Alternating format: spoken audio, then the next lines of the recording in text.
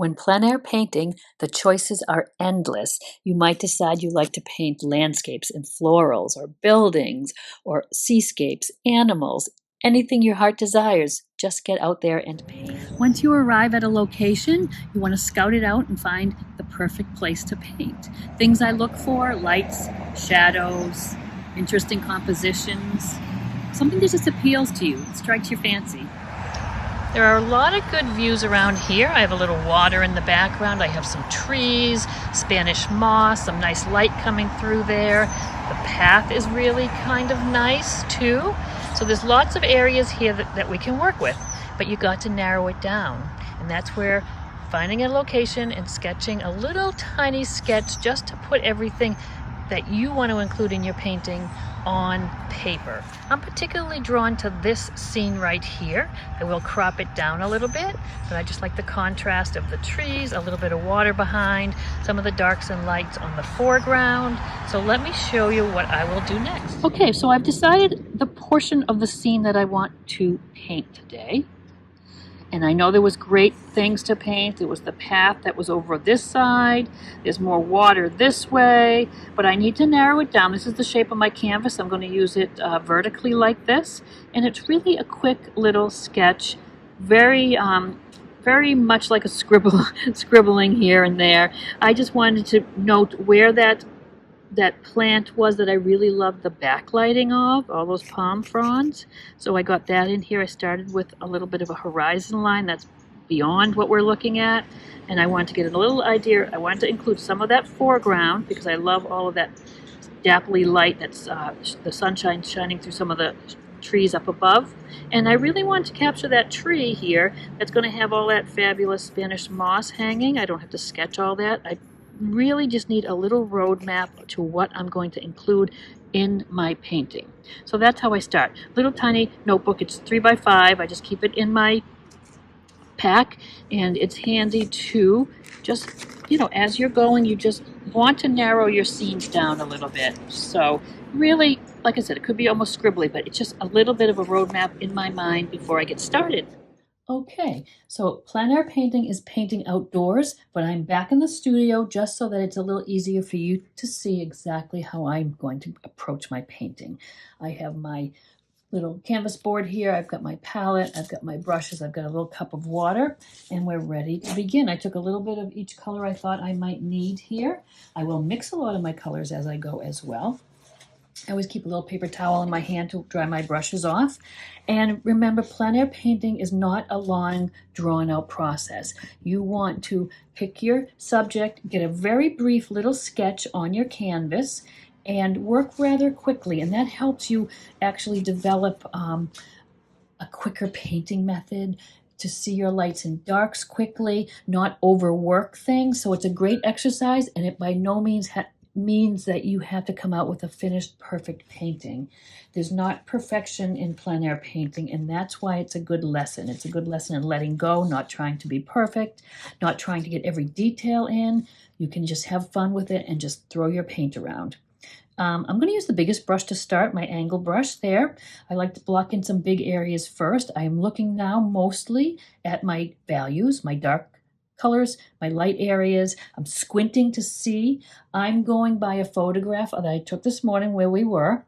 And it's a good idea to snap a photo of where you're working in case, it starts to rain, things change, and you have to go inside. So you'll have a little reference photo so you can continue to work on that if you need to. But remember, it's not to take home and overwork. You want to get it mostly down here. Now, I've changed a few things around. I put in a few palm trees. There was one palm tree off in the distance here, but I added another one. So you can make your own choices on composition and design. You do not have to be a slave to doing exactly what you see. Please feel free to move elements around, change the colors, make it your own painting. So I'm going to just start with my some lights and darks. I know my sky is the lightest, so I'm going to start there so that I can go furthest back, work towards me, and I'm going to get my blue sky in, and I have a little bit of water here. And like I said, it's a little exaggerated from what I saw this morning. I'm just going to take right into my paints. I'm going to get some blue and some white, and I'm going to start getting in my background. So you notice I'm kind of painting right over some of my sketch lines there. I might leave a little indication of where they are, but once I get going, a lot of times I'm not doing a lot of sketching out and planning. I am looking up, squinting, seeing lights and darks, quickly putting down my colors. If you give yourself a lot of time to make all those decisions, you could just be going back and forth forever. I'd rather work a little quick. Sometimes I will even add a little bit more water to my brush and get a wash on there. I want to get my weight of my canvas covered. So I will get maybe a wash in there just to get a little tint to the canvas. And as I go, I will get it a little bit heavier. I will cover the canvas. I don't leave any white showing. Even if an area is white, you need to paint over it. So I'm getting just some nice lights and darks. So value, it makes a painting interesting. Look for the values, exaggerate the values. Values are your dark and light areas. And if I just painted a sky that was just the perfect shade of blue, and sometimes the sky is that way, that's fine. But you want to add some little pops of darks and lights to really make the painting a little more interesting. So I'm taking just white now with my dirty brush. And I'm going to just get a little bit of white in there. Could be sort of vaguely some clouds in the background. And as I go, I'm looking at this painting without comparing it to what I see so much, and looking at this and just, do I like the way it looks? Maybe the sky's not that exact color. That's okay. Maybe I want to add a little dark with some interest. Again, make the painting your own. There's no rules. There's no right or wrong. You're the boss of your own painting. Go ahead and have fun with it. A lot of this is going to be covered up with some foliage, so we're going to leave that as is.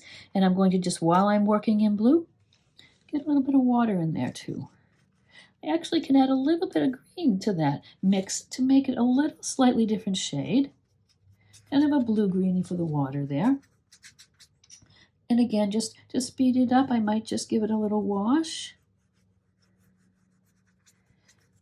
And again, this is just going to be peeking through from behind, maybe a little bit of a highlight on there, some white. I work in a lot of a cross-hatching method, a lot of brush strokes here and there, but when I do water, I do want to go back and forth, and it just helps make that look like water as opposed to my sky. But you're going to develop your own techniques. You're going to do what you enjoy. You might want to do smaller brush strokes, more brush strokes, heavier brush strokes, blend a lot more than I am. That's what makes it your own. Okay, so we've got our background there, our sky. We've got the water that's going to be behind the foliage. And we are going to work now on our foreground. And again, I work from the back forward a lot. But I also want to get the canvas covered with some colors just so I can pop back in and have fun with everything. This was sort of a browny, red-brown little foreground. It had some nice dappling of light and dark, which we will put in. I'm going to start looking now for my dark values and getting those in, and then work lighter. So two methods I have is working in the far background forward and working dark to light. So you'll see that as you watch me paint. So I'm just getting that, again, that white covered of the canvas. You can take a little black to this darker brown and make a nice dark burnt umber color. So when you need to get a darker brown, don't be afraid to mix your colors. For the dark bits, I want to get a little dark in here so that I can come back and pop in those nice brighter, lighter areas that are the dapple, the sun shining through in the shadows from the trees, dappling that foreground. So I want to get a little dark in there in order for my light areas to really pop. So look at, we've got most of the canvas covered there. And I want to let that dry a little bit before I go ahead and try to put my light areas in. So let's go ahead and kind of block in where our foliage and our trees are. Again, I'm going to go dark to light. So I'm going to get a dark, I'm going to mix some of my darkest green and my blue. I'll just take some of my dark colors to get a nice deep dark green. It could be a little blue in there too.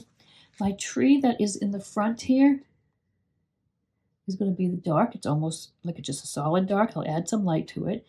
But I'm just using the chisel edge, which when we were doing our little brush strokes in that little previous video, you saw how you can really press down on that brush, get it a little thicker, but you can get some thinner branches as well.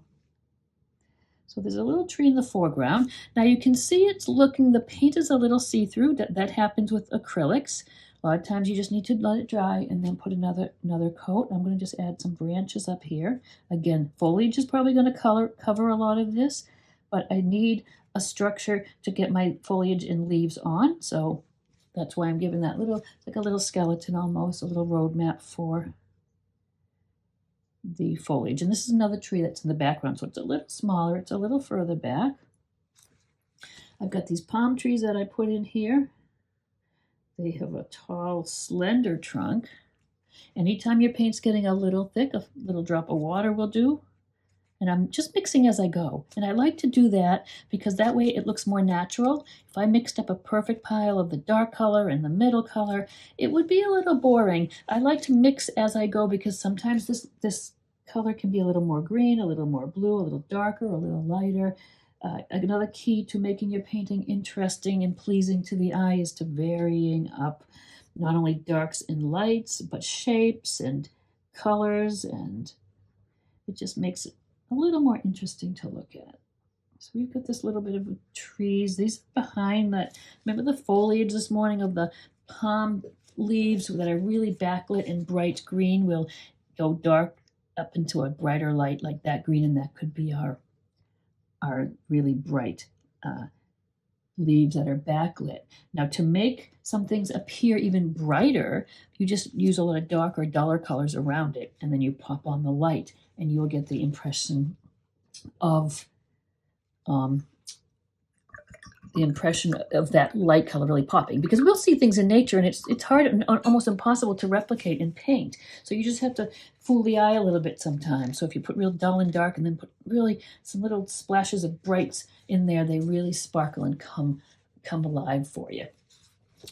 All right, I'm going to put some more darks in because I know there's dark all around where those light-like leaves are going to be. So I'm just going to put a little dark in here to start. And I'll just kind of lighten them up as they go. Across the water back here, there is some foliage. There's actually some buildings, but I'm not going to get that detailed with them.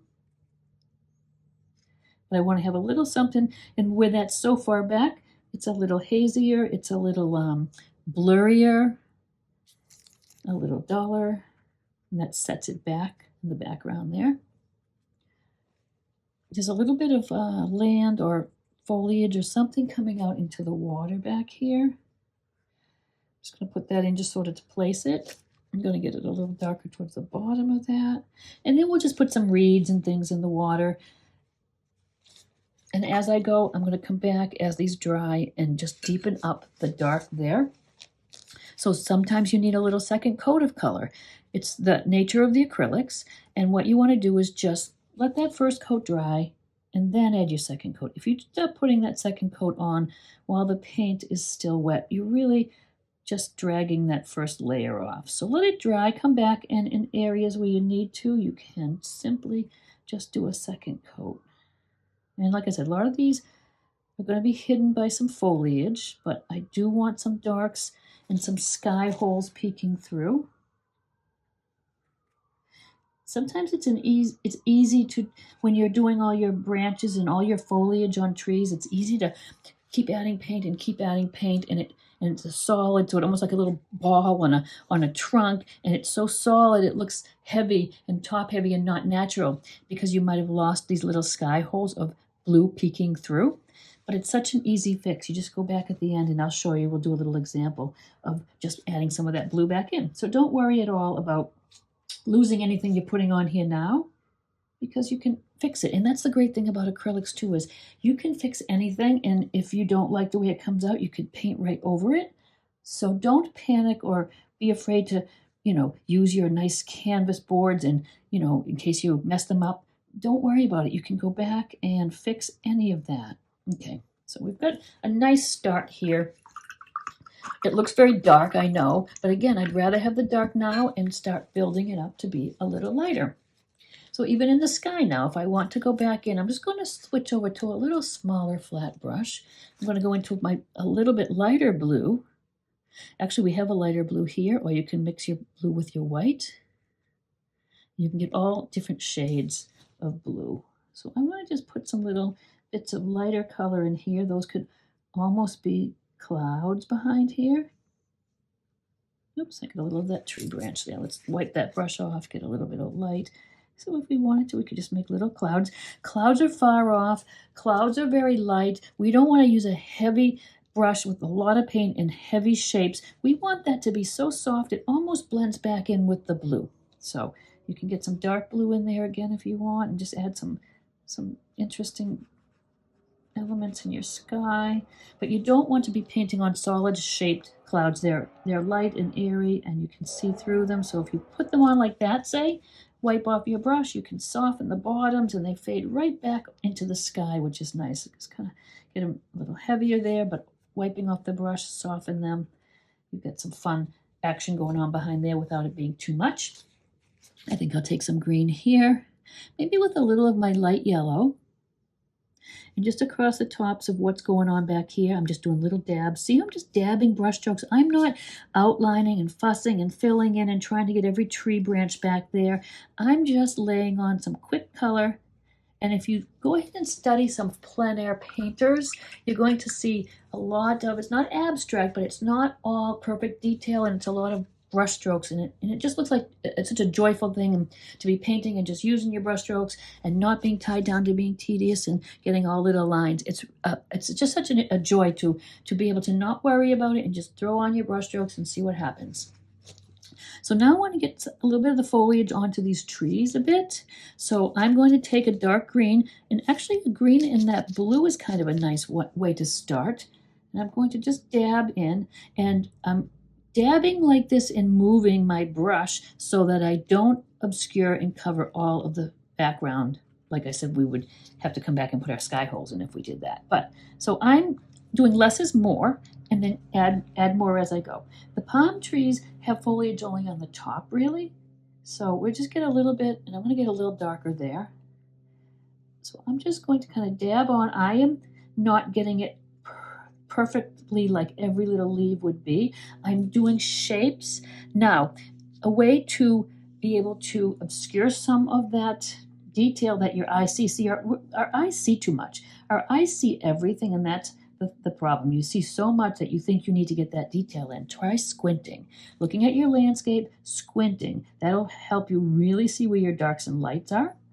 And it will help you for not trying to get the detail that you really wouldn't see, especially when we take photos. Your camera sees it all, and every little bit, and you're painting by a photo, and you're trying to get it exact, and it's impossible. So just squint, go a little looser, and a little, like almost a little blurry when you're painting. So I'm getting these darks in here and there, and I'll build up lighter, but I still come back sometimes and add more deep tones in if I have to. You know, I've got pretty dark here, so I'm going to start getting a little lighter. I'll get just some green in there.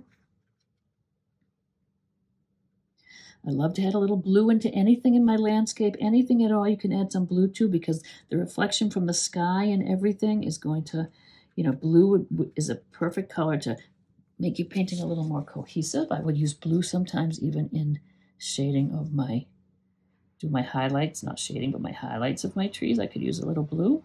It looks natural enough because we are seeing some of the reflection of the sky. So I can even add some blue tones into where I'm putting my foliage. I'm starting to use that as my light, going a little lighter each time, just a little bit of white in that dirty brush, and I could get, and I'm going from using the flatter edge and a wider stroke to my chisel edge, and I can almost get the texture of the bark in there a bit. So another key thing maybe is just to do a little bit, move, and do a little bit and move. Don't sit and play in any little space too long. That's when you start to get into a little trouble. Okay, so over here we're going to have these fronds that are going to have a little bit of this shape. So if I use my chisel edge and just start at the plant and work out, I get those little pointy areas. And again, I'm going to lighten these up, but it's just giving me the shape. It's just giving me the idea. I could have some little foliage and some grasses coming up. We can even make some of those after with our fan brush that we liked.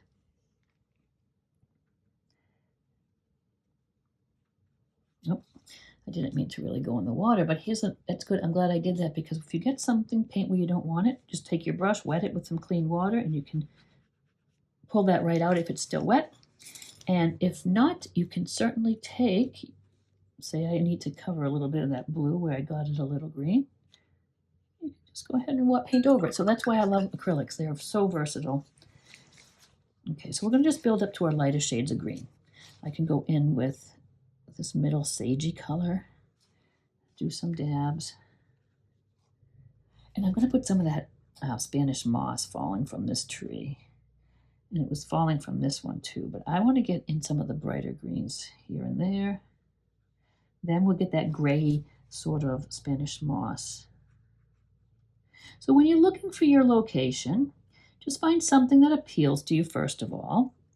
And you will start to have favorites. You might like to paint, rocks and ocean and sand, or you might like to do more, cityscapes with buildings. Plein air painting, you could pick anything for a subject.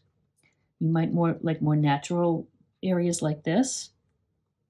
I'm taking just a little bit of green. You can see how this lighter one now is really popping out nicely, and that's because it's sort of dull and dark around there. Let's get a little bit, and again, feel free to mix. So if I mix these two together, I'll get a middle shade, and that's kind of nice to get just these shapes of these palm fronds here. So you can see how I started a little lighter and get a little darker. I've got a dark there, I've got a mid-tone. I could go right in and add a little bit of a really bright. And when it's dry and I come back with a little more bright even, it just tops it off nicely. If you ever have an issue where it's very dark and you just cannot get your next color to show up, you want a really pop of light color and you're not getting that, you can always go in, paint something in white, and when it's dry, go over with your light color and it really pops. And that's probably what we'll do over here. Let's just go over here and get an idea where these leaves were that were just backlit and just beautiful. That's really the whole reason I love this little location. So we can just do those in white for now. And when they dry, we'll go with that lime green, and it will kind of be the brightest thing on the page, which is sort of one of my little centers of interest here. So I don't mind that. And if I need to, I'll do 2 coats of the white. But remember, just let them dry first. So this is my little area that's going to be the brightest of anything. We will have a little bit of light on the ends of these plants, but we can do that just with the lime green. So it's bright, but it could not be as bright as over here. And now I'm going to work a little bit on this front foreground because I want to get that little bit of light and dark look, and there's no way to do it perfect. It's not ever going to be exactly like what you see. So stop struggling for that and just look at your painting as a standalone piece and what do I like about it? What works? And so these are going to be my little light areas. I've taken that light yellow we have and just making those little shadows and those. This is the highlights, but the shadows are going to come out to be between. And it was a little mottled, and it was just really like the sunlight was dancing through the foliage. I might get it a little lighter there and come back and put the yellow on top.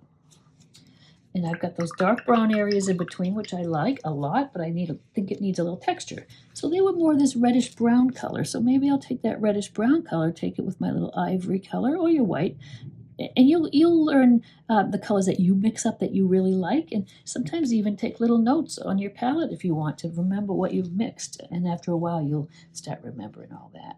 So I mixed up just a slightly lighter version of the color that was the foreground, and I'm doing just little dabs. I love having the brush strokes left loose like that. And it's just slightly lighter.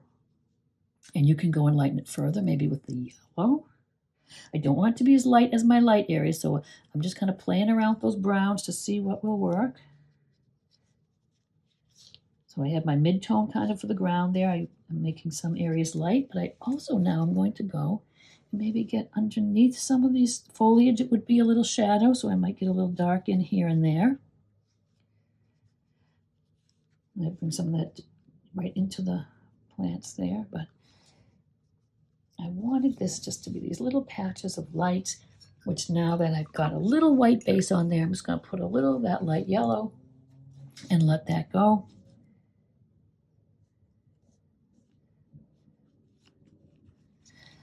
Okay, nice. And there's not much to it. There's not really a whole lot to this. We can brighten up a little bit on our palm trees because we're going to wrap this up pretty quick. I do want to remind you guys, we would love to see pictures of your finished work. We would love to see them when you're out painting or when you come home. We don't need a picture of you holding your work, so don't worry about that, but we would love to have you take some snapshots of your paintings and send those along to us, please. That would be really lovely to be able to see. I'd love to see what you're working on, so please share that. And let's go and get a lighter color over here that we wanted on those bright leaves. And especially with that dark behind. So I'm just very lightly going over what I did with the white. And the best thing to do is just get out there and paint and practice. You will develop your own techniques. You'll find out what works and what doesn't. And here's a great tip. Step back from your painting. I'm very close here painting for you this morning. But you really need to step away. Step away around 4 or 5 feet from your painting because that's where the people who are going to view your work are looking. They're not on top of it like this. And if you're this close, you'll start to judge. Best thing I can recommend, step away. Just put it away sometimes and look at it the next day. You're sometimes just too close, but look at how nice that shows up there. We can put a few little highlights on our trees. We've got the dark trunks, but I usually do whatever side the sunlight might be hitting. I can get a little highlight on one side. I can get a little more brown in there just to, I've got my dark that I started with, but I could highlight with some brown. Same one on any of my branches over here. I would get a little brown on those trees. But remember, brown, you always think, oh, the trunks and the trees, they're brown because they're trees. Look closely. Sometimes you see blue and purple and sagey greens in there. It doesn't always have to be what your brain thinks it is. Yes, an apple's red, but look close and you're going to see maybe a blue reflection from the sky on there. You don't always just go with what you think it should be. Kind of observe very closely. Observe the clouds. How would you paint them? Observe just everyday objects. How would you paint them? And it's a great way to sort of, when you're not painting, think about it. And I am just going in now because I have a lot of dark and dull. And if I just do a couple of dabs here and there of color, that's the whole idea of plein air painting. Just dabs where you see lights, dab in some darks, have fun with it. If you want to highlight this a little more, you can take that beige ivory color and just a little texture with the chisel edge of the brush. And I am building up slowly to the light. So I started the dark, but I'm slowly building up the light as much as you might need. Take a look at it, step back. What do you think? Mix your white.